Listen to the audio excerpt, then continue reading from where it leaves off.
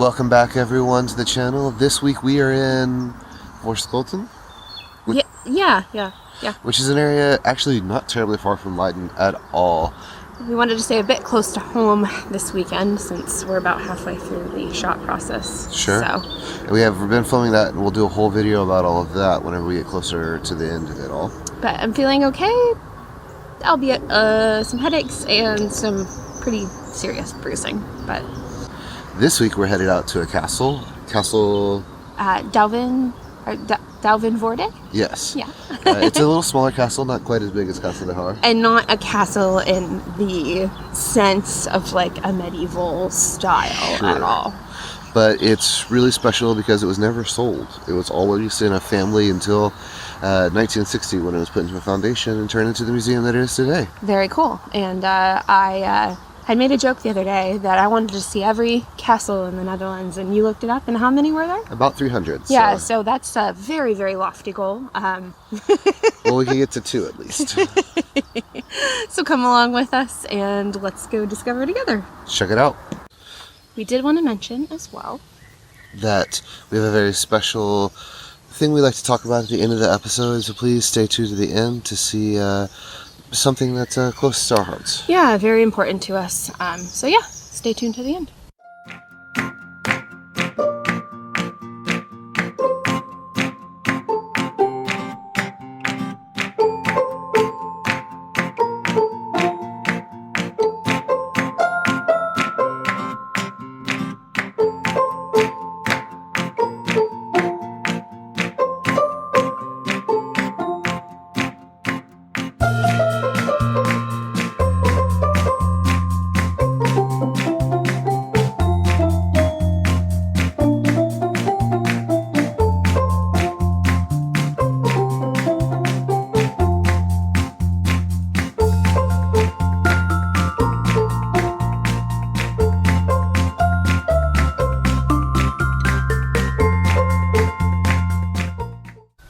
What are your first thoughts just walking up to this place? It's very like set behind where the bus dropped us off.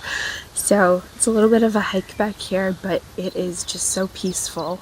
It's not as bad as it was for, say, Yeah. going to Kasteel Duivenvoorde. Yeah. But it's definitely much more calm. It's a lot smaller of a building. Much smaller. But it's very lush and green and pretty. It's very cool that this is so close to where we live. Yeah. All right, let's go see how we can get inside.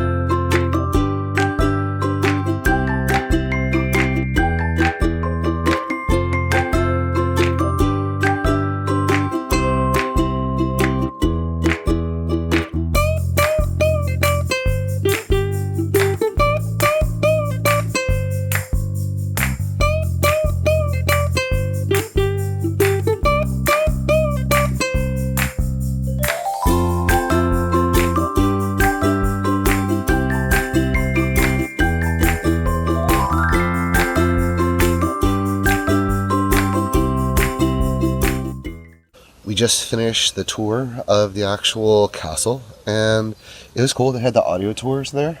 Yeah. Oh my gosh. Filled to the brim with antiquities. Just, wow. And it was really cool because the audio tour was actually done by a relative of one of the people who owned the castle at one point. Yeah.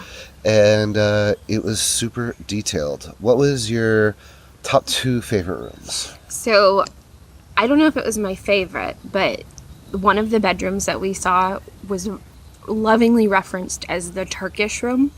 However, the tapestries were not from Turkey, they were from Italy, and the rug was actually made in Deventer, which I thought was very comical. And then there was the room that we were in with all sorts of porcelain, and there was that beautiful green tea set from Paris that was gifted to Henrietta. Mm-hmm. And Henrietta actually inherited the ruins of the castle when she was 10 years old. And she ended up marrying a very wealthy Dutchman after that, and they lovingly restored the castle. I think it was until about 1870. Mm-hmm. But man, it's just beautiful. That room's kind of got a little bit of heartbreak as well, because you find out that there was quite a bit of shelling that happened here during World War II. So a lot of the porcelain got damaged, and they tried to piece a lot of it back together by putting it in the Great Hall. And yeah, in the Great Hall, they actually put it all out, and they would spend their time trying to piece porcelain back together. Like a puzzle. Which sounds kind of sad. Yeah, it does. What about you? What did you enjoy? My favorite 2 rooms, where one was the Great Hall, because it had all these massive paintings of all the family members, and it was supposed to be this idea that when people and guests were over, they could see the lineage of it. And it was inspired actually by the British, which is kind of interesting. Yeah, I did think that was interesting too. A lot of the gardens are very English inspired too, although they did mention some of them are Versailles inspired, which is very similar to Kasteel Duivenvoorde. And the other one was the library that was upstairs. They had to actually move the library from that room to that room from a different room because the weight of the books are so heavy that it was starting to bend the walls inward. Yeah, I mean, just very, very impressive. Just absolutely beautiful. And it was just so crazy to hear how it was passed down from family to family, not always from, father to son, but sometimes through the maternal side of the family as well. And it really, the reason it was put into the foundation was just because the love of the building was so much. And they didn't want any of the antiques or the clothing or anything to get separated. They wanted it all to stay in one place so people could enjoy it.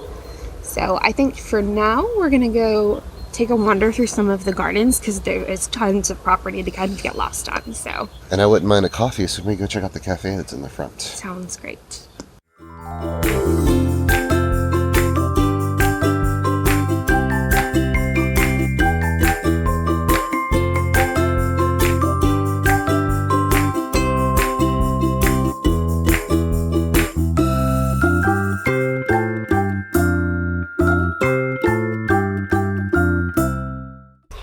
One of the things that in the U.S.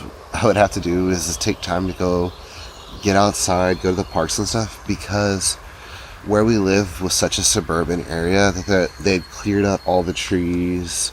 You would walk around our neighborhood and it was just all concrete and houses. There was no really green space or anything like that. No. And it got to the point so bad that there would be days where I'd just go drive to a park so I could be outside in some woods.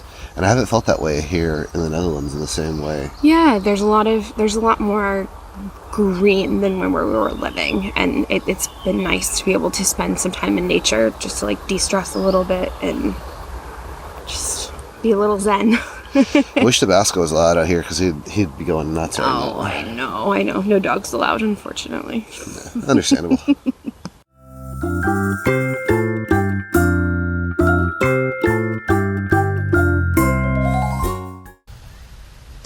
It's so calm and peaceful here. It's like we have this whole trail to ourselves. Yeah, pretty much.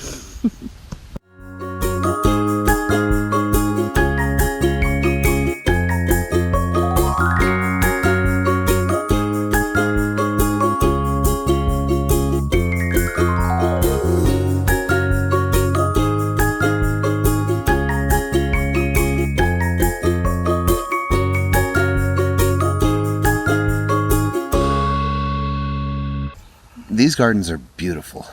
They were restored fairly recently in 2019. Oh, so just before the pandemic started. Yes. But what an amazing place to escape into nature. The trails are just winding and go on forever. There's lots of animals on the property and over 150 species of trees, which is incredible. It seems like the type of place that, like, if you were growing up here and you had this as your area to go run around in, that would have been just absolutely amazing. It's a very magical place. It's absolutely beautiful. I mean, I'm always giddy when we're on the property of a castle, so.